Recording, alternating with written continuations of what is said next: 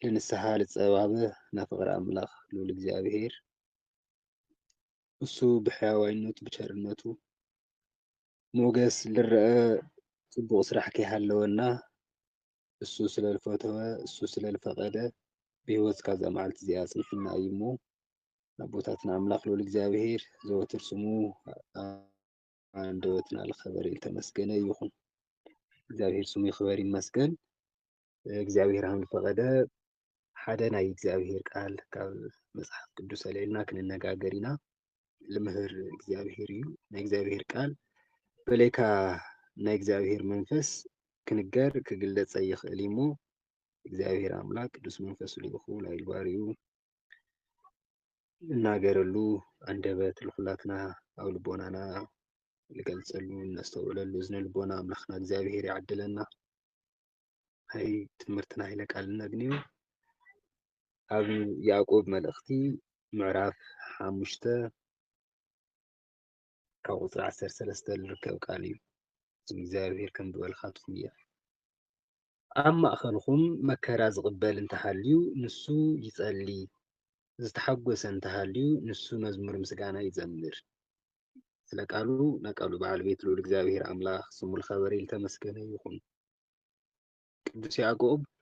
መልእኽቱ ልልኣኹ እተን ካብ እስራኤል ተበተኑ ኣይሁዳውያን ካብ ኣይሁድነት ናብ ክርስትና ልመፁ በብስፍርኡ ብክርስቲያንነቶም መከራ ልፀንዖም ዝነበሩ ካብ ኢየሩሳሌም ልተበተኑ ዲያስፖራ ኣይሁዳውያን እዩ። ካብ ዓዶም ወፂኦም ኣብ ካሊእ ልተበተኑ ያዕቆብ መልእኽቱ ብዋናነት ዝናገሮ ስለ ኣብ መከራ ጊዜ ለእግዚአብሔር ምእማን ብፈተና ምሕላፍ ብፈተና እንደገና ፀኒዕኻ ለእግዚአብሔር ኣሚንኻ ምቕፃል ኣብ ክርስቲያን ልበፅሕ ፈተና ኩሉ እግዚአብሔር ዓስቢ ለለዎ ከም ዝገብር ስለዚ ነታ እምነትኩም ብመከራ ትፍተን ተላ ብምግባር ብእምነት ብምጽናዕ ኣመንትነትኩም ብምግባር ግለፁ። ያዕቆብ ብዙሕ ግዜ እንፈልጦ እምነት ብለይ ምግባር ምውት እያ ልብላ እቶም ህዝቢ እዚኦም እምነትኩም ብምግባር ርእዩ ልብሎም ለሎ እምነቶም ልፈታተን መከራ ውሽጢ ስለ ዝነበሩ እዩ። ስደት፣ ጥሜት፣ ምንግልታዕ እስካብ ስቅያት ሞት ልበፅሕ ፈተና ይገጥሞም ነይሩ። ስለዚ ነታ እምነትኩም ሕያው ዝኾነት እምነት ምዃና መረጋገፂ ምግባር ይሃለኩም ብእምነት ፀኒዕኩም ተፍርይዎ ና እምነት ፍረ ምግባር ይሃለኩም ላበለ ስለ እምነት ምግባር ተናገረሉ ክፋል እዩ። ኣብቲ መከራ ዝገጠመሎም ና ክርስትና ዘመኖም ክኾንዎ ስለ ዝግባእ ክህልዮም ስለ ዝግባእ እርስ በርሶም ክህልዮም ስለ ዝግባእ ፍቕሪ ቅዱስ ያዕቆብ ኣጥቢቑ ይናገር። ሰናይ ነገር ምግባር ላፈለጠ ልለይ ገብረሉ ሓጢኣት እዩ ሓውኻ ጠሚኒ ዓሪቀ ኢሉ መፂካ ብሰላም እተ ሓዊ ተፀለ ወይም ሓዊ ሙቕ ኢልካ ተትነግሮ እዙይ እንታይ ይዓብስ እንታይ ይጠቕሞ? ስለዚ ፍቕርኩም ብተግባር ዳ ይገለፅ ንቱ ሰናይ ነገር ምግባር ልግባእ ምዃኑ ላፈለጠ ልለይ ገብሮ ሓጢኣት ክኾኖ እዩ። ያዕቆብ 4:17 ሰናይ ነገር ፈሊጡ ልለይ ገብሮ ሓጢኣት እዩ። ሰናይ ነገር ምፍላጥና ጽቡቕ ነገር እዩ። ፈሊጥና ለይምግባር ግን ባዕሉ ዝኸኣለ ካሊእ ሓጢኣት እዩ። ኣብ ሓዲስ ኪዳን ካልተነገሩና መልእኽትታት ሓደ ኢና ቅዱስ ያዕቆብ ንዞም ህዝቢ እዚኦም ተናገሮ መልእኽቲ ቃል እዩ። ካብ ማእኸልኩም መከራ ዝቕበል እንተሃልዩ ንሱ ይጸሊ፣ ዝተሓጎሰ እንተሃልዩ ኸ ንሱ መዝሙር ምስጋና ይዘምር። ኣብዚ ክልተ ነገራት ኢና ና ትምህርትና አንኳር ነጥብ ንገብረን ትና መጀመርያ ስለ ጸሎት ካልኣይት ምስጋና ወይ መዝሙር ልብል እዩ። ልክርስትና ክልቲኤን ደንበራት እየን። ጸሎት ና መከራና ልጓም ጫፍ ድንበር ወሰን ሓዘንና ወሰን መከራና ናፀበባና ሁሉ ደንደሶበ እዩ ተተባሂሉ ጸሎት እዩ። ጸሎት ለይሻገሮ ማዕበል፣ ጸሎት ለይሓልፎ ጸላም፣ ጸሎት ለይወጾ እምባ ወይም ከቢድ እንብሎ ጊዜ የለይ እግዚአብሔር አምላክ ጸሎት ለሃበና ልዕሊ ሓይልና ዝኾነ መለኮታዊ ጣልቃ ኣታውነት ኣብ ሂወትና ልክህሊ እዩ ጸሎት ማለት ብሓፈሻ እዚ ልዕሊ ዓቕሚ እዩ እሞ እግዚአብሔር ኣምላክ ልዕሊ ዓቕምኻ ክኾን ዝኽእል ነገር ስለለየለ በባና ዓቕሚ ለይፍታሕ ነገር ኣብ ኢድኻ ኩሉ ልከኣል እዩ እሞ ኩሉ ልልከኣለካ እግዚአብሔር ኣብ ኢድኻ ሓሊፈ ይህብ ኣለኹ ጸሎት ማለት እዚ እዩ ኩሉ ልልከኣሎ ኣምላክ ሓገዝ ምድላይ እዩ ሰብ ዓቕሚ እኒአዎ ኢልና ካብ ንኣምኖ ሰብ ትሕብብር ንጥይቕ ኢና ሓገዝ ንጥይቕ ኢና ንሳቶም ብዓቕማቶም ብትውስን ዓቕሞም ልሰብ ክተርፉ ይኽእሉ እዮም ኢልና ስለ ተስፋ ንገብር እግዚአብሔር ኣምላክ ግን እዚ ጎዲልዎ ለይበሃል እግዚአብሔር ብልግስኡ ልማንም ከይነቐፈ ቅዱስ ያዕቆብ ይገልጸልና እዩ ካባኻትኩም ሓደ ጥበብ ዝጎደሎ ተሃልዩ በለይነቐፋ ብልግሲ ልልህብ እግዚአብሔር ይለምን እሱ ክህቦ እዩ ኣብ ሂወትና ልልጎደለ ነገር ኩሉ ልጋስነት ልግሲና ባህር ገንዘቡ ዝኾነ እግዚአብሔር ካብኡ ልወሃብ በረከት ኢና ንጽበ እግዚአብሔር ግን ልለኣምንዎ ልለይጠራጠርዎ ልህቦ እዩ ትበረከት እዚ ስለዚ እምነት ናይ ጸሎት መሰረት እዩ ለኣምን ሰብ ይልጽሊ ስለምንታይ እግዚአብሔር ይኽእል ኩሉ ከኣል እዩ ኢሉ ስለለኣምን ብዓቕምና ለይከኣል እንብሎ ነገር ለይሕለፍ እንብሎ ነገር ብእግዚአብሔር ዓይኒ ኩሉ ይከኣል እዩ እዚ ኢልኻ ምእማን እዩ ትዋና እምነት እዚ ስለ ንኣምን ለኢና እንታይ ንጥቀም ጸሎት ንገብር ስለዚ ካብ ኣብ መንጎኹም ኣብ ማእኸልኩም መከራ ዝቕበል ተሃልዩ እንታይ ይግበር እሱ ይጸሊ ጸሎት ይግበር ምምራር ይኾነ ጸሎት እዩ እግዚአብሔር ሓገዝ ምጥያቕ እግዚአብሔር ጣልቃ ኣታውነት ኣብቲ ሂወትና ኣብቲ ንሓልፎ ዘለና መከራ ኣብ ማእኸልና እግዚአብሔር ኢዱ ሰዲዱ ማእኸል ኣብቱ ሂወትና ኣብቲ ጉዳይና ማእኸል ኣትዩ እግዚአብሔር ከቃንዐልና ይኽእል እዩ ጸሎት ትርጉሙ እዚ እዩ ቀዳምነት ጸሎት ካብ ክፉእ ላብ ክፉእ ይተእትወና ልብል ካብ ሕማቕ ኩሉ ልክትድሕኑ እንታይ ግበሩ ጸልዩ ላብ ፈተና ከይተኣትዩ እንታይ ግበሩ ጸልዩ ናብ መጀመርያ ጸሎት ካብ ፈተና ላብ ፈተና ልከይንኣቱ እዩ እቲ ካልኣይ ጸሎት እንደገና ካብ ፈተና ልክንወፅእ እዩ እግዚአብሔር ብክልቲኡ መንገዲ ጸሎት ላብ ፈተና ልከይንኣትለ መኸልኸሊ መንገዱ ጸሎት እዩ እግዚአብሔር ካለይ እናሓስቦ ካለይ ተዳለውናሉ ክፉእ ፈተናታት ኩሎም ብነፍሲ ካብ እግዚአብሔር ካልፈሉና ፈተናታት ኩሎም ላብዞም ፈተና እዚኦም ከይተኣትዩ እምነትኩም ካብ ለግሕደኩም ፈተና ምስ እግዚአብሔር ለለኩም ሕብረት ካብ ለስእነኩም ቅድስናኩም ካብ ለስእነኩም ፈተና ላብዚ ፈተና እዚ ልከይተኣትዩ ጸልዩ ሰብ ብፍልጠቱ ይኾነ ካብ ፈተና ልተርፍ ብሓይሊ እግዚአብሔር እዩ ሓይሊ እግዚአብሔር እዚኣ እንጥይቐላ እንደገና መሳርሕና ጸሎት እያ ስለዚ ሓገዝ ካብ እግዚአብሔር ልክዕ ኣብ ዓለም ሓደጋ ሓዊ ከጋጥም ተሎ ልድወል ቁፅሪ እኒኦ ና ሕክምና ኣምቡላንስ ክድለ ተሎ ልድወል ቁፅሪ እኒኦ ልጽዋዕ ኣካል እኒኦ ንኩሉ ና ሓደጋ መኪና ተሃልዩ ልጽዋዕ ኣካል እኒኦ ቁፅርታት እኒኦ ክርስቲያን ላብ መከራ ክኣቱ ተሎ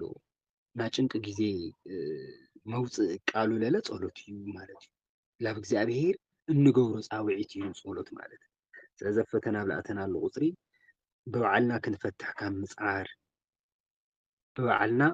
ነገራት ክነቃንዕ ካብ ምድላይ ብባዕልና መፍትሒ ካብ ምእላሽ ላመን ምንቅዕዳው ጽቡቕ ላብ እግዚአብሔር ኣባኻ ታሪክ ኣይበላሸይ እሞ ኣባየ ኩሉ ነገር ተሓዋዊሱ እዩ ኣባኻ ግን እንታይ ይኹን ታሪክ ኣይበላሸይ ኣባየ ዓቕመይ ፀንቂቐ ወዲአ እየ ኣባኻ ግን ተስፋ ይቁረጽ እግዚአብሔር ለይነጽፍ ዓቕሊ ልዕድል ለይሕለፍ መዓልቲ ለሻግር ተስፋ ልቕጽል ኣምላኽ ስለዝኾነ ስለዚ እንታይ ንገብር ኣብ መከራና ግዜ ስም እግዚአብሔር ንጽውዕ ኣንሕና ዓቕመ ቢስ ምዃንና ንኣምን እግዚአብሔር ኩሉ ልከኣለካ ምዃንና ንኣምን ኢልና ላብ እግዚአብሔር ነንቃዕድ እዚ ጸሎት ይበሃል ማለት እዩ ስለዚ ጸሎት ኣብዝሓ ግዜ ሰብ ልትውልደልዮ ነገር ምጥያቕ ወይ ልመጠየቂ መእተዊ ንግግር እዩ ልመስሎ ጸሎት ማለት እዚ ሃበኒ ዝግበረለይ ዝመልአለይ ክንብል እንገብሮ ና ወፃእታትና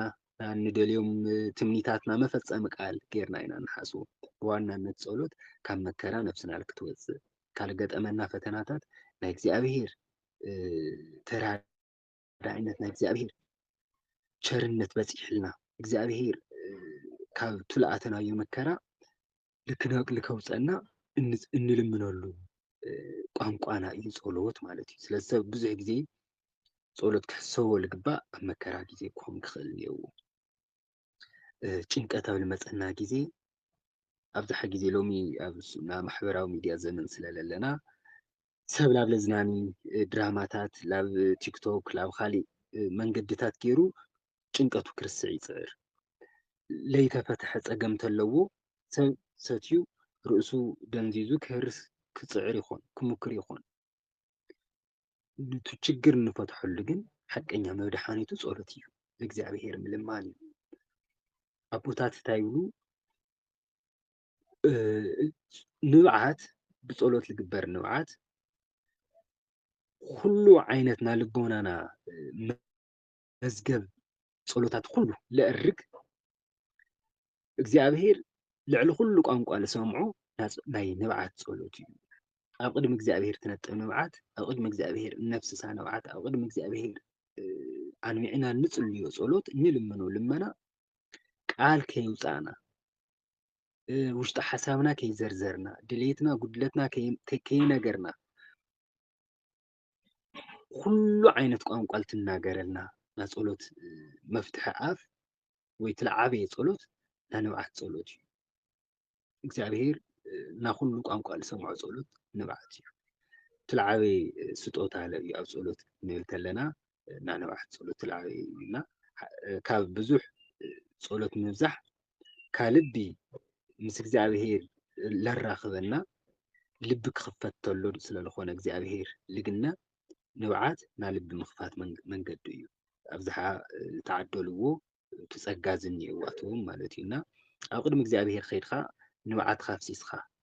ምምላስ በይኑ እንታይ እዩ እዚ ዝበዓሉ ጸሎት እዩ እመ ሳሙኤል ሃና ተስታውስዋ ትኾኑ ኢኹም ቀዳማይ ሳሙኤል ምዕራፍ 1 እመ ሳሙኤል ሃና ቅድስቲ ሃና ላብ ቤተ መቕደስ ኸይዳ ካብ አንደበታ ቃል ከይውፅአት ብንብዓት ጥራሕ ምስ እግዚአብሔር ትነጋገር ነይራ ትልሰምዐ ካህን ኤሊ ወይኒ ዲኽሰት ኢኻ ሓዲርክሞ ኸዚ ሃለፍለፍቱልኽ እቲ ወይኒ ስኻር ዲለ ሓደገኪ ኢሉ ጠርጢሩ ነይሩ ትኾነላ ኩነታት ርዩ እግዚአብሔር ኸ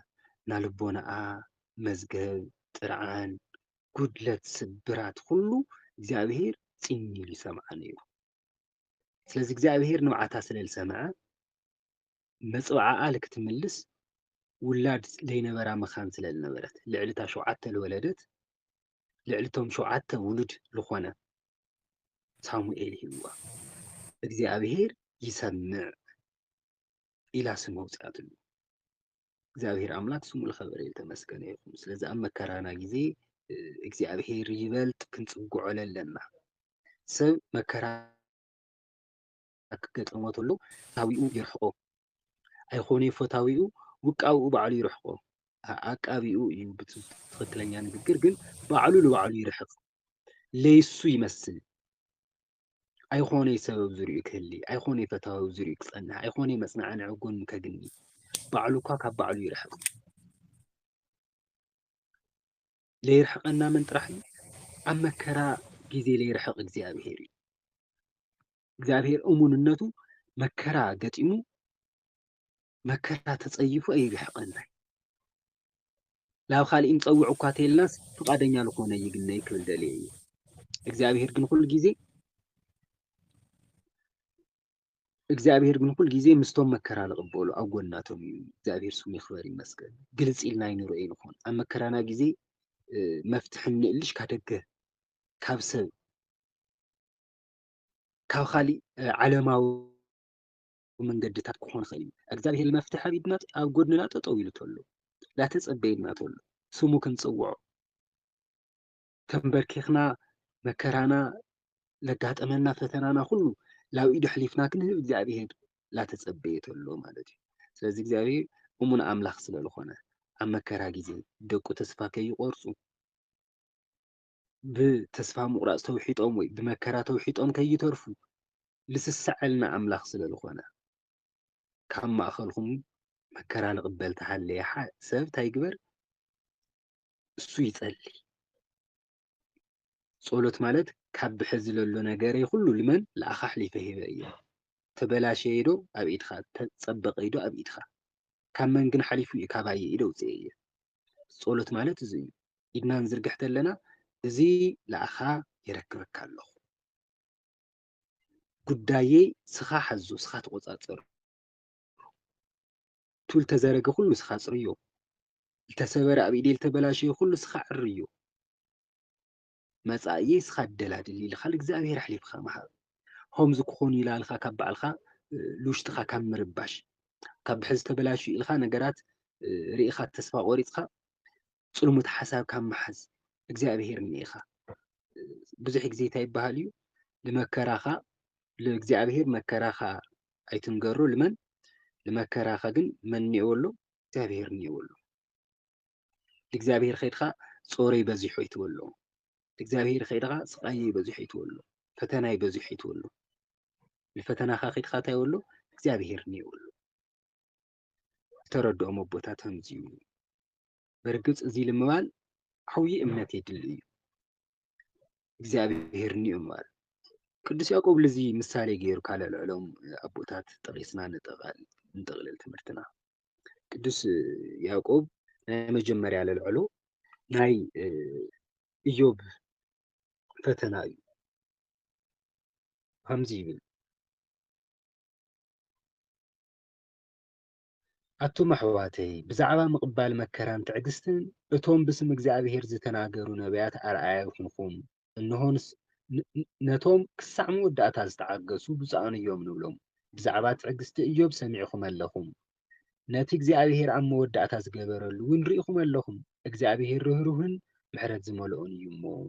ስለ ቃሉ እግዚኣብሔር ኣምላኽ ስሙ ዝኸበረ ዝተመስገነ ይኹን ቅድሚታ ለልዕልናያ ቃል ዘሎ ክፋል እየ እንቢበልኩም እግዚኣብሔር እምበኣይ ኣብና ኢዮብ ፈተና ኣብና ኢዮብ መከራ ውሽጢ እሙን ኮይኑ ርኢናዮ ርህሩህ ኮይኑ መሓሩ ኮይኑ ርኢናዮ ፈተውቶ ብረሓቕዎ ኣይኾነይ ናዩ መኣዲ ዝቆረሱ ኣብ ፀገመም መዓልቲ መፂኦም ልጭንቂ ግዜ መድሓኒት ልኾን ርድኣታ ዝተቐበሉ ዝፀገሞም መፍትሒ ገንዘብ ቋፂሩ ስንቀት ሒዙ ልሰድድ ዝነበረ ጋሻ ልቕበል መፀግዕ ልሰኣነ ልሕድር ዝነበረ ኢዮብ ኣይኾነይ ንሳቶም ውዕለታ ቆፂሮም ክምለስዎ ተኣካሉ ዝኾነት ሰበይቱ እኳ ደጊምስ ትመከራኻ ዘይኣክል ንእግዚኣብሔር ፀሪፍካ ሙት ኢላቱ ልዕሊ ዝታይ ከይመፀካ እሳ እኳ ፈተና ዝኾነትሉ ግዜ ኢዮብ ልመን መሪፁ እግዚአብሔር መሪፁ እግዚአብሔር ሰናይ ነገር ክህበና ተሎ ተቐቢልና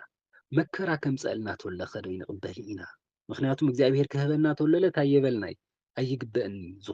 ዝኩሉ ሽሻይ ዝኩላይ ሰገነት ዝኩላይ ሃፍቲ ዝኩላይ ውሉድ ዝኩሉ ክብሪ ዝኩሉ ሞገስ ለኣየ ይግበአኒ የበልናይ ኸዝማ መከራ ክመፀና ተሎ ኸ ካብ ኢድ እግዚአብሔር ሰናይ ሃም ተቐበልና እግዚአብሔር መከራ ለምፀአልና ተኮይነ ኸ ኣይንቕበል ዲና ኢሉ ገሲፅዋ እግዚአብሔር ምስ በዓል ይዓድለና ከምዚ ልበለ ልቢ ስለዚ እግዚአብሔር ሂቡ መን ወሲዱ እግዚአብሔር ወሲዱ ዘውዝኒኦ ናይ ኢዮብ ታሪክ ኣብዝሓና ብሂወት ሓሊፍና ይኾንና ንምስክረሉ ኣለና እሱ ብሂወት ስለዝሓለፉ ናቶም ቅዱሳን ስርሖም ዳኣ ንምስክር ኣለና እምበይ ብሂወትና ንሕና ከምኡ መከራ ክኢልና ፀይርና ሓሊፍና ማለት ይኮነ ልህንዱኡ ለኣክል እንግድዑ ለስፈሐ ልቦና እንግድዑ ለስፈሐ ክህሊ ስለለ ይኽእል ና ኢዮብ መከራ ትፈልጥዎ ኢኹም ልዕልና ኢዮብ መከራ ግን ና እግዚአብሔር ተኣማንነት ይደንቕ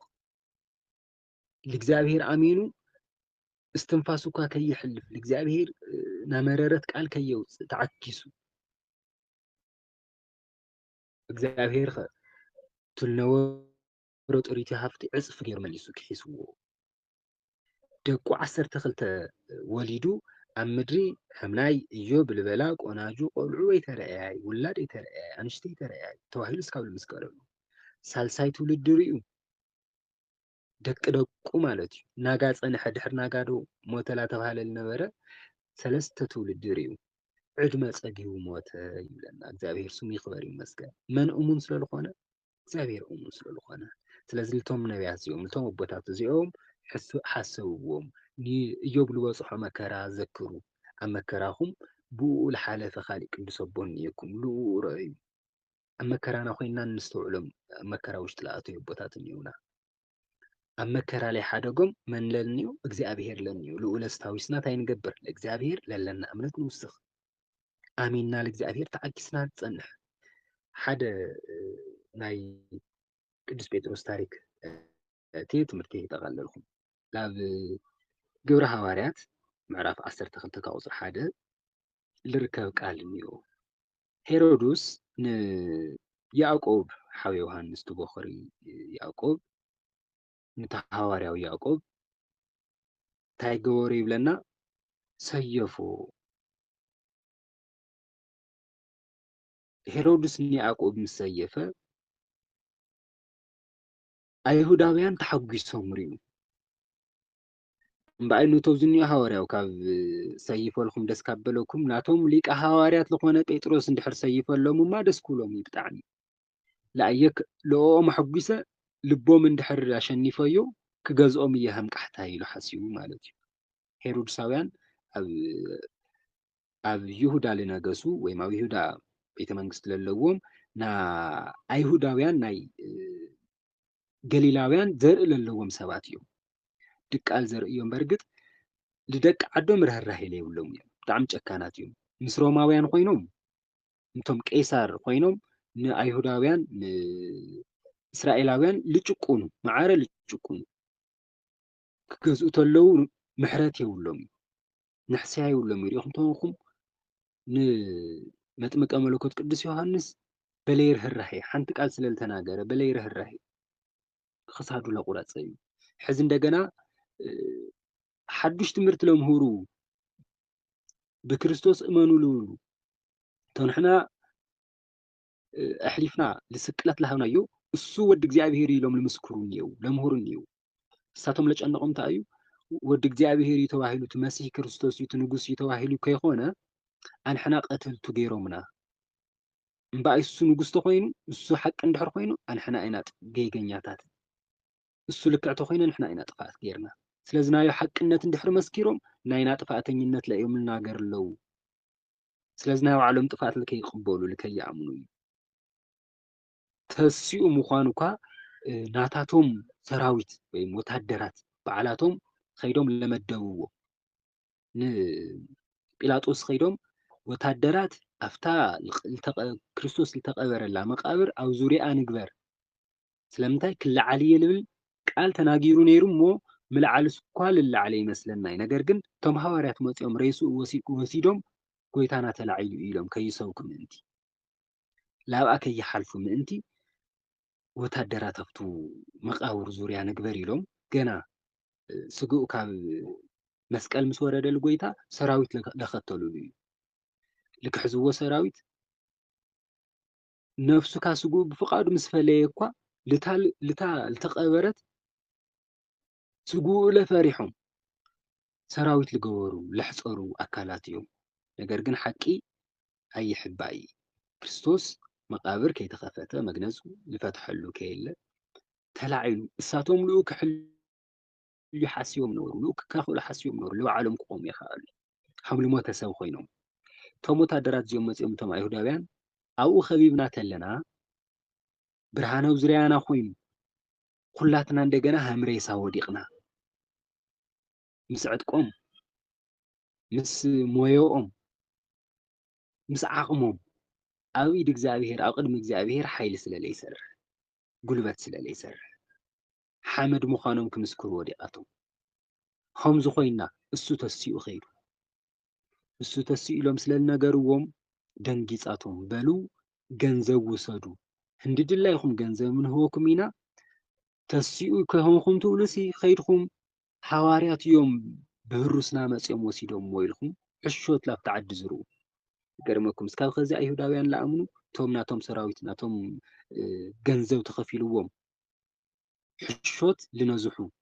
ሰባት ምስክርነት እዮም ዝቕበሉ እስካብ ከዚ እቶም ኣይሁዳውያን ዝለኣኽዎም እግዚኣብሔር መንፈስ ቅዱስ ለሐዋርያት ለዓለም ኩሉ ና ክርስቶስ ትንሣኤ ብስራት ክነግር ክሰዶም ተሎ እቶም ኣይሁዳውያን እዚኦም ጥፋኣቶም ምእንቲ ከይኣምኑ ኢሎም ልትሓቂ ብሕሾት ቀይሮም ተሲኡ ከይኾነ ሐዋርያት ወሲዶሞም በሉ እንታይ ማለት እዩ ሃምሊ ተሱ እቶም ሰራዊት ባዕሎም ነጊሮም መስኪሮም እዮም ነገር ግን ብገንዘብ ተደሊሎም ኣብዚ ዓለም እዚ ክልተ ጎይቶት እዮም እኒአው ሓደ ጎይታ ክርስቶስ ካልኣይ ጎይታ ገንዘብ እኒአው ሓደ ግዜ ኣነ በልፅ ኣነ ልፎኻኸር ካልኣይ መንበር ልእልሽ ሓይሊ ተሃለየ ገንዘብ እዩ ሪኢኹምዎ ትኾንኩም ኣብ ኣብዝሓ ገንዘብ ለለዎ ፍትሒ ብገንዘብ ልድለል ሓቂ ብገንዘብ ልቕየር ስልጣን ልገንዘብ ልሰግደሉ ዓለም ኢና ለለና እሞ ብገንዘብ እንታይ ገይሮም ሓቂ ቀይሮም ተናገራቶም ቱ ተናገርዎ ሕሾት ብዙሕ ኣይሁዳዊ ኣሚኑ እስካብ ከዚ ኣይሁዳውያን ክርስቶስ የተለዓለ ኢሎም ለኣምኑ ኣካላት እዮም ማለት እዩ እና ብቅርሺ ዝተለኣኸት ሓንቲ ግዜ እዛ ቅርሺ ተኸፊላ ትሕሾት ሓንቲ ግዜ እዩ ተነጊሩ ዘመናት ግን ሓቂ መሲሉ ተኣሚኑ ይነብር ኣሎና እቶም ኣይሁዳውያን እዚኦም ቀተልቲ እቲ መሲሕ ከይበሃሉ ምእንቲ እዮም ለሐዋርያት ልቃወምዎም ነይሮም ስለዚ ካብኣቶም ሓደ እቲ ገሊላዊ ንጉስ ዝኾነ ሄሮድስ ንመን ሰይፍሎም ንያዕቆብ ምስ ሰየፈሎም ኣይሁዳውያን ቶም እስራኤላውያን ተሓጒሶም ምስ ረኣዩ ዋይ እምበኣይ ንጴጥሮስ ንፋሲካ ግዜ ብጣዕሚ ይገርመካ እቶም ሐዋርያት እስካብ ህንዲዚ ለስካሕክሕ ሞት ልጨዋታ ሪኢኹምዎ ኢኹም መጥምቀ መለኮት ቅዱስ ዮሃንስ ንልደት መዓልቲ ልደት ወይ በርዝደይና ሓደ ሄሮድስ ልክኽበር ለሻዒቱ ተሰውአ በጊዕ እዩ ስለልደረፈት ጓል ሄሮድያዳ ስለልደረፈት ስለልሕጎሰቶ ከም ሽልማት ክሳድ ቅዱስ ዮሃንስ ልክስየ ትኩላይ ቅድስና ልመልአ ምስ ኣምላኩ ተነጋገረ ብእግዚአብሔር ዓይኒ ክጽነስ ተሎ ዝተቀደሰ ዝተሓረየ ዝተፈለየ ኣቦ ኣብ ኢድ ሰባት ኣብ ኢድ መራሕቲ ክበጽሕ ተሎ ግን ክሳዱ ክስየፍ ለይስቀቑ ቃለይካ ክምልስ ሓንቲ ግዜ ልደለኽዮ ገብረ ልኽእየ ኢለዋ ቃለይካ ክምልስ ንጉስ ኮይኑ ክልተ ቃለ ውፂኢካ ክበሃል ሓቂ ክስይፍ ሓቂ ክቆርፅ እዩ ተሓቂ ተናገረ ቅዱስ ዮሃንስ ክልተ ቃል ከየውፅእ ኢሉ ብንጉስ ሰይፊ ህይወቱ ዝሓለፈ ይገርመካቱ ብእግዚአብሔር ዓይኒ ዓብዪ ክብሪ ለለዋቶም ኣቦታት ኣብ ቅድሚ ዓለም ምናምንቴ ተገይሮም እዮም ዝረኣዩ ከምቲ እግዚኣብሔር ዝረኦም ክብሪ ይኾነ ተገፊዖም ሕዚ ለቅዱስ ጴጥሮስ ኩሉ 3000 ሰባት ኣብ ሓደ መዓልቲ ሰቢኹ ኣብ ካልኣይ መዓልቲ 2000 5000 ሰባት ብሓደ ግዜ ኣጥሚቑ ክርስቲያን ዝገብር ንወንጌል ልቅድም ኣብ ልኸደ ኩሉ ልምስክር ዝነበረ እምበኣይ ንጴጥሮስ እንድሕር ሰይፈሎም ብጣዕሚ ክሕጎሱ እዮም ንመዓዝ መዓልቲ ቆፂሩ ንበዓለ ቂጣ ብናያቶም ፋሲካ ሰሙን ምስ ሓለፈ ክስይፎ እየዋ ላብ እንታይ እትይዎ ላብ እስር ቤት እትይዎ ተባሂሉ ኣብ እስር ቤት በርባዕተ ጭፍራ እዩ ተሓልዩ ኣርባዕተ ና ጦር መራሕቲ በርባዕተ ጭፍራ ዝተሓለዩ እቶም ኣርባዕቲኦም መጀመርያ ኣብትና መጀመርያ በሪ ሓደ ጭፍራ ሓደ እንደገና ኣብቲ ካልኣይ በሪ ሳልሳይ እንደገና ኣብቲ ሳልሳይ በሪ ኣብኡ ምስ መንጉኡ እንደገና ክልተ ወታደራት ጠጠው ኢሎም እሱ እግሩ ኢዱ ብሰንሰለት ተኣሲሩ ተሎ ክልተ ወታደራት ኣብ ጎድኑ ደው ኢሎም ልኡ ሓለውቲ ብኣካል ካሊእ መፂኳ ከይድሕኑ ምናልባት ልደፈረ እኳ ተሃልዩ ብደገ ምንም ዓይነት ሓይሊ ልኡ ነፃ ከውፅእ ለኣተየ እኳ ተሃልዩ እቶም ክልተ ኣብ ቅድሚኡ ዘለዉ ወታደራት ሂወቱ ሕሊፎምዎ ክወፁ ማለት እዩ ግዳጆም እዚ እዩ ቅዱስ ጴጥሮስ ኣብቶም ክልተ ሓለውቲ ኮይኑ ሕራስ ወሲድዎ ነይሩ ሓሪሱ ይብለና እግዚኣብሔር ኣምላክ ኣብ መከራ ውሽጢ ልግነ ብመከራ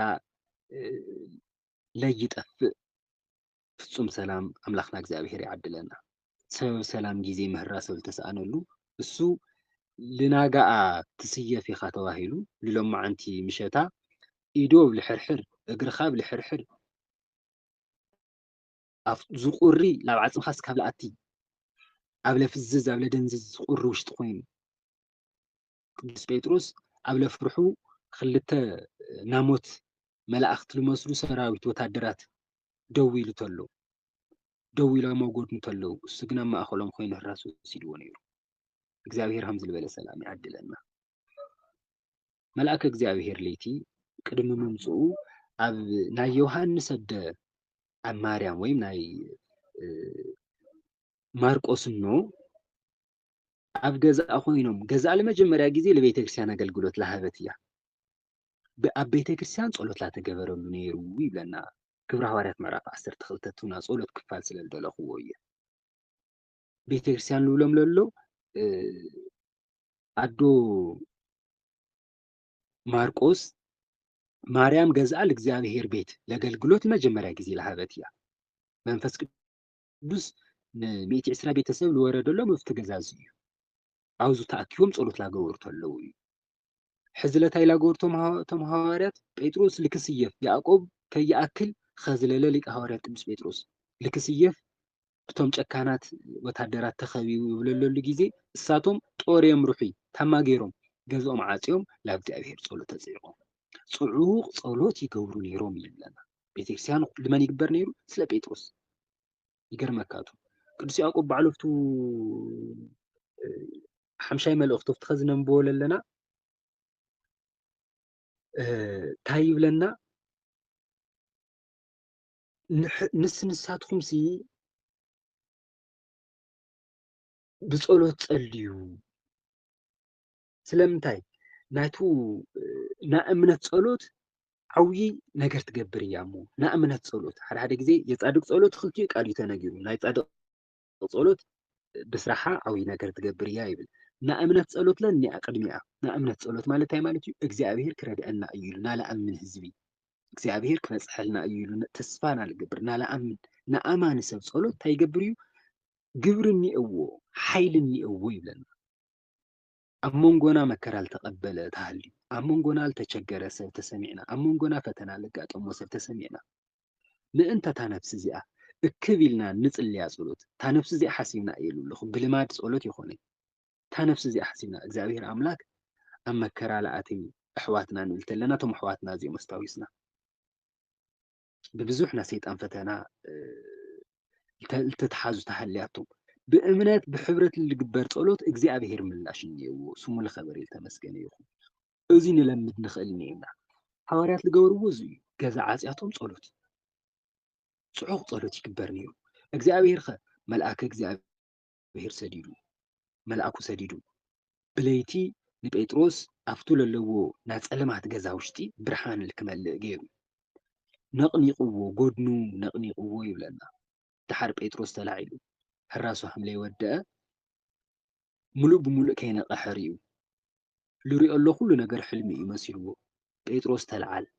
ክዳንኻ ግበር ጫማኻ ልልበስ ሰዓበኒ ኢሉ ጴጥሮስ እንታይ ሃም ልበሃሎ ይረአየ ልቤ የበለይ ከም ትበልኹኹም እግዚአብሔር ብልሃቦ ሰላም ኣብ ድሮ ምስያፉ ኣብ ድሮ ሞቱ ኮይኑ ልኡኡ ልክትቆርጽ ሰይፊ ተዳለዩትሉ ለይቲ ኮይኑ ልኡኡ ላብ ሞት ክወስዱ ዓጀብቲ ሰራዊት ኣብ ተቐመጡሉ ብመቁሕ ብለይፍታሕ መቁሕ ዝተኣሰረላ ኮይኑ እኳ እግዚአብሔር ኣሚኑ ብሰላም ይሓሪሱ ነይሩ ለመብዛሕተና ለይከኣል ነገር ብእምነት ስለልኾነ ግን ቶም ናቱ ልኾኑ ሐዋርያት ኣሕዋቱ ምስኦም ኣገልገልቱ ብጾቱ እንደገና ተኣኪዋቶም ምእንቱ ኢሎም እግዚአብሔር ክልሙኑ ጸሎት የጽዕቁ ነይሮም እግዚአብሔር ለእሙን እዩ መልአኩ ልኢኹ ስለዚ ትልሪኦ ኣሎ ኩሉ ሕልም ላመሰሉ መን ብልጸልዮ ጸሎት ጴጥሮስ ወፂእ ልብለኩም ኣለኹ ኣሕዋቱ ብልጸልይዎ እሱ ይኾነ ኢሉ ጸሎት ጽዒቁ ምንማ ኣሕዋቱ ዝጸልይዎ ጸሎት ሰርሐሉ ገርመኩም እግዚአብሔር ስሙ ይኽበር ይመስገን ሰዓበኒ ተባሂሉ ጫምኡ ገይሩ ክዳኑ ገይሩ ክስዕቦ ተሎ ኣብ ኢዱ ዝነበረ ሰንሰለት ኣብ እግሩ ዝነበረ ሰንሰለት ሓምሓዊ መኺኹ ክወድቕ ተሎ ቅድሚኦም ዝነበረ በሪ ከፋቲ ከየድልዮ ላተኸፈተሉ ቀዳማይ በሪ ተኸፊቱ እቲ ካልኣይ ሳልሳይ ናብ መጨረሻ በሪ ተኸፊቱ ኣብ መንጎ ፅርግያ ኣብ መንጎ ሰባት ዝወዓሉ ርዩ መልኣክ እግዚኣብሔር ካብኡ ተፈልዩ ላብ ልቡ ተመሊሱ ይብለና ሃምጣዕሚ ተብለልኹኹም ካብ ህራሲ ነይሩ እሞ ይኣመነይ ድሓር ግን እግዚኣብሔር መልኣኩ ሰዲዱ ሃምለ ድሓኖ ርአዩ ካብ ሄሮድስ ሃምለ ድሓኖ ርዩ እግዚኣብሔር ኣመስግኑ ላብ ጎየ ላፍቶም ጸሎት ይገብሩ ዘለዉ ኣሕዋቱ ከይዱ ኳሕኩሑ ከኣምንዎ ይኽኣሉ ኣነ እየ ክብሎም ተሎ ከኣምንዎ ይኽኣሉ ሃመይ ገይሩ ካብ ሄሮድስ ብጥብቂ ሃም ሓደገኛ ወንጀለኛ ኣብ ማዕሙቕ ከቢድና እስር ቤትና ጭፍራታት ሓለቕቲ ተብለለዎ ዝተኣሰረ ሃመይ ገይሩ ሎመዓንቲ እኒኦኹ ይብለና ይኣመኑ ነይሮም ተጠራጢሮም 2-3 ግዜ ላኳሓኩሐ ድሕሪ ምውዓሉ እዩ ትልጸለይዎ ጸሎት እግዚኣብሔር ሰሚዕዎም እሳቶም ክሕኩሐሎም ኣሎ ጴጥሮስ ግን ምእማን ከቢድዎም እግዚኣብሔር እንደዚ ለይእመን ነገር ዝገብር ኣምላክ ምእማን ስካብ ጽግመና ትልጸለናዩ ጸሎት እግዚኣብሔር ግን ይሰምዖ ስለዚ እግዚኣብሔር ሃመይናም ለድሐኖ እቶም ኣሕዋቱ መስኪሩሎም ለእግዚኣብሔር ኣኽቢሮም እግዚኣብሔር ስሙ ዝኸበረ ተመስገነ ይኹን ትምህርትና ንጥቕል እንተለና እታ ካልእቲ ክፋል እኳ የግነናየ የበጻሕናላይ ኣብ መከራ ካባኻትኩም ካብ ማእኸልኩም መከራ ዝቕበል ተልዩ እሱ እንታይ ይግበር እሱ ይጸሊ ልኡል ምልስ ልኡል ሰምዕ ኣምላክ እኒኦ መከረና ለይጽየፍ ብመከራ ክንጠፍእ ለይፈቅድ ኣምላክ እኒኦ እሞ ልኡ እንታይ ይግበር ልኡ ይለምን ካባኹም ደስ ዝበሎ ተሃልይኸ እግዚአብሔር ሃምዚ ገይርልና እግዚአብሔር ካልሓሰብናዮ ፈተና መወዳእታ ካልመሰለና መዓልቲ እግዚአብሔር አሻጊርና ለይውፃእ መሰለና ፈተና ሳላ እግዚአብሔር ሳላ እሱ ያጽሑ ብጽኑዕ ክንደውፅና ከጥፈአና ካልመፀ መከራ ሁሉ እግዚአብሔር አትሪፍና እግዚአብሔር ዕድመ ቀጽልልና እግዚአብሔር ሃምናት ማለት ታሪክና ከሆነ እሱ ሃም ቸርነቱ ናጋና ቀይሩ ታሪክና ቀይሩ መንነትና ቀይሩ ሰብ ገይሩ ምሰባት ሓዋሲልና እግዚአብሔር ስሙ ይኽበር ይመስገን ኣብቲ ጊዜ ዝለታይ ንገብር ይግባእ ለእግዚአብሔር ክነመስግን ይግባእ ተመሊስና እግዚአብሔር ሃምለ ይድሕነና እግዚአብሔር ሃምለ ይገበረና ልኡረሲዕና ላብ ካሊእ መንገዲ ክንኸድ ግቡእ የኾነ እሞ ኣብ ሓጎስና ለ ቀዳማይ ተጸዋዒ ቀዳማይ ተዓዳሚና እግዚአብሔር ኣብ ሓጎስና ኩሉ ጊዜ ቀዳማይ ተጸዋዒ እግዚአብሔር ሳላኻ እዩ ዝኹሉ ሳላኻ ኢና ቅድሚ ሰብ ኸቢርና ቅድሚ ሰብ ሞገስ አግኒና ክብሪ ኩሉ ካባኻ እዩልና ለእግዚአብሔር ክነኽብር ነመስግኖ ኣብ መከራና ሁሉ ጊዜ እንደገና ሰይጣን ክንሐፍር እግዚአብሔር ምሳየ እንዲኦ ብጽላሎት ሞት እኳ ተኸድኩ እግዚአብሔር ምሳየ እዩ እሞ ይፈርሒ ኢልና ለሰይጣን ሕፊርና ለእግዚአብሔር ተኣሚንና ካብ መከራ ሁሉ ብለውፅእ ብቸርነት ብና ምሕረት ኢዱ እግዚአብሔር ለይሕማ ኣምላኽ እዩ እሞ ካናኣቲ ፈተና ሁሉ ለኣና ከቢድ ዝኾነ ለእግዚአብሔር ቀሊል ፈተና እዩ ለኣና መወዳእታ ልመሰለና ለእግዚአብሔር ሓደ ምዕራፍ እዩ ለኣና መፍትሕ ልሰኣና ኣሎ ኩሉ ኣብ ኢድ እግዚአብሔር ቀሊል እዩ ኣብ ኢድ እግዚአብሔር ናይና ጸልማት ልኡ ቀትሪ እዩ እሞ ኣምላኽና እግዚአብሔር ጸልማት ካልመሰለና መዓልትታት ለይሕለፍ ካልመሰሉና ፈተናታት ክውሕጡና ከጥፍኡና ካልመስሉና መከራታት ሁሉ ብዓይኒ ምሕረቱ ጎብንዩ ልመከራኹም ይኣኽለኩም ኢሉ ካብ ፈተና ለውፅእ ናብ ምሕረት ኢዱ ናብ መልኣኩ ልኢኹ እግዚአብሔር ካብ ፈተና ኩሉ ኣውፂልና መባእና ስእለትና ብምስጋና ብዕልልታ ክንምልስ ኣምላኽና እግዚአብሔር ይርድአና ብጸልማት ብመከራ ብሓዘን ብልተፈላለየ ፈተና እንሓልፍ ለለና ተሓልፉ ለለኹም ኣሕዋት ሓተይ እግዚአብሔር ኣምላክ እና ብርሃን መዓልቱ እግዚአብሔር እና ምጉም ናይ መዓልቱ ኣርዩ እሱ ተለይበጽሕ ዕድመ ይምቐጸልኩ እሱ ተለይበጽሕ ኣብዘይ ምበጽሕ ኢልና እግዚአብሔር ነመስግነሉ ዕለት መዓልቲ እግዚአብሔር ኣምላክ የርእየና ካብ መከራ ሁሉ ካለይ ንኽእሎ ፈተና ሁሉ ኣምላኽና እግዚአብሔር ብቸርነቱ ይሓልወና ለምህረና ልገሰጸና ናቦታትና ኣምላኽ ልኡል እግዚአብሔር ስሙ ዝኸበረ ዝተመስገነ ይኹን ብጸሎት ንተሓሳስብ ለምህረና ልገሰጸና ብድጋሚ ኣምላኽና እግዚአብሔር ስሙ ዝኸበረ የተመስገነ ይኹን መንጠብጠብ ክብሎ ረኽቡ ናይ እግዚአብሔር ቃላት ብኣፈት ጓል ሊቃውንት እግዚአብሔር ይኣርመለይ ሰማዕናዩ ጸጽሩዩ ቀቀንዑ ልቦናና ጽሒፉ ኣክንዲ ሓንቲ 30 ጽቡቕ ፍረፍሪና ናብ መንግስቱ ወረስቲና ስሙ ቀደስቲ ካልኾኑ ቅዱሳን ሕብረት ብቸርነት ይሓውስለና ወስብሐት ለእግዚአብሔር ወለወላዲቱ ድንግል ወለመስቀሉ ይቆየን።